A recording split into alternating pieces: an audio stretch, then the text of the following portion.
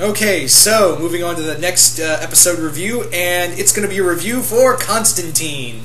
Now, the episode pretty much starts off with one of Constantine's friends, Gary, coming back from Sudan and getting pulled over by TSA, and the idiot TSA guy's like, well, you're obviously a drug addict because of the holes, and this little magical doohickey thing is full of drugs, so I'm going to break it open. Oh, needles! Oh no, I'm possessed by a giant hunger demon. No!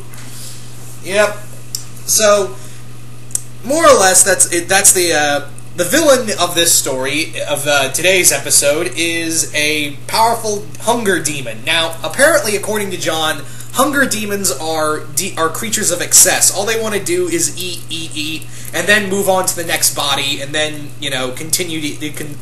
continue to eat until that body is moved up, possess somebody else, eat, and move on, etc., etc. Now, Gary brought it here from Sudan because apparently these demons are best known in Africa because they're usually these creatures are usually responsible for plagues and the majority of starvation in Africa, according to John.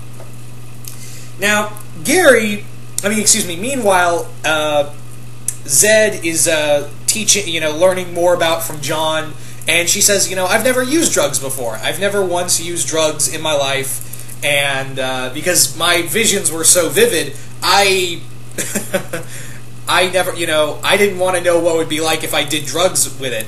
And John's kind of surprised by that. He then gets a message from the angel that's been following him around. I forget the angel's name. But the angel then gives him some stuff, tells him some stuff, then leaves. They go back to the mill. Kaz is gone. He's gone to fix the truck. And he's gone to fix this taxi, excuse me.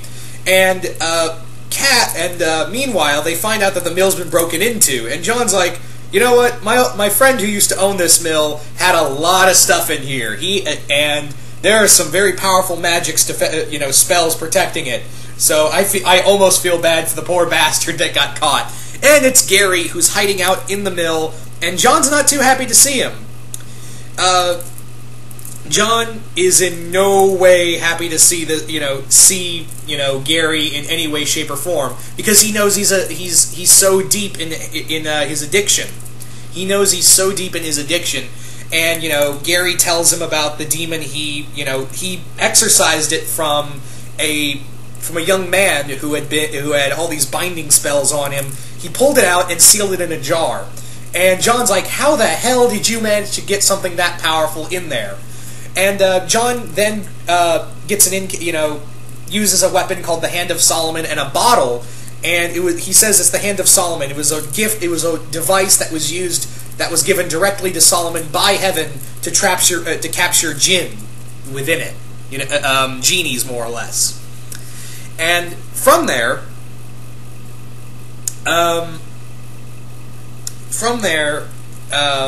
John goes out to hunt this demon down, who's gone on a massive eating binge, while he tells Gary to stay behind and Zed to watch out for him. And he tries to capture the demon. Surprise, it doesn't work. And then he realizes, man, this is no ordinary hunger demon. This is a very powerful entity. So he goes back. And he's very pissed off with Gary for even saying that he allowed something more dangerous to escape. As it turns out, the demon, who I think, if I remember right, the demon's name is Narashtith. I think is his name, is the being's name, and it's one of the most powerful hunger demons ever. It has this just never-ending hunger that has plagued Africa, preferably Sudan, for a long time, apparently. And it just let itself get out, Gary broke down the binding spells within him and got pulled, and managed to escape, but Gary sealed it in that little jar. Anyway, so John is, they also bring up what happened in Newcastle, the whole thing with Nergal and Astra. And this is the first time Zed's heard about it. And, again, Gary and John don't really like to talk about it, but it's something that they're both very, Gary was also at Newcastle and didn't really do much to help. Also, John has other reasons not to really care much for him, because apparently Gary was so, he came from a very wealthy family, and he admitted, yeah, we used him for being friends, or he used us, no matter how you look at it. But the main reason why he's kind of pissed off at him is because he had so much money, and he just pissed it away on, drugs and just to get high, and, nothing else. He never did anything good with it, and that's what really irked John the wrong way. So, from there, John goes out to find a shaman, let me bring up something real quick. John, I get it. I get it in this episode that drugs are the big part of this, the drugs are the main focal point of this episode. You don't need to tell me. I get the underlying message that drugs are bad, okay? I get it. You don't need to hit me over the head with this episode. You just beat it over my head over and over and over and over and over again. I get it. I know drugs are bad. Everyone with a brain knows that drugs are bad. You don't need to make this an after-school special, guys. I know. Anyway, so John goes to a shaman, a local shaman here in Georgia. Yeah, because not really shaman, more like a guy who owns a hookah bar. And for a guy who says he doesn't have a lot of friends, who doesn't like to have a lot of friends, John has a lot of friends. Does anyone else notice that? For a guy who says, I don't make a lot of friends on this journey, John has a lot of friends on his side. He has a lot of people on his side. Anyway, excuse me. So yeah, John, then with the guy's help, he finds out the demon's name and learns the whole story that that a shaman in Sudan sealed the demon away by sacrificing someone who was someone he knew to the demon and sealed it in there forever because this demon was so powerful that it could not be contained within any other form. It had to be trapped inside a human host. Meanwhile, so after taking a very existential drug high from a very powerful drug, John figures out how to deal with this creature. He needs a thing called a kusa knife, which is a sacred artifact that can create binding spells to seal the demon away. Again, but it has to be a human host. Meanwhile, Zed tries to keep Gary in the mill, but Gary's like, no, I have to help John in any way I can. I gotta help some way. I brought this demon here. I need to find a way to take it out. I need to find a way to beat it. And here's something else, is that whenever Gary touches Zed, he actually gives her all the her psychic abilities makes her get all the lows and none of the highs of the drugs he has in his system.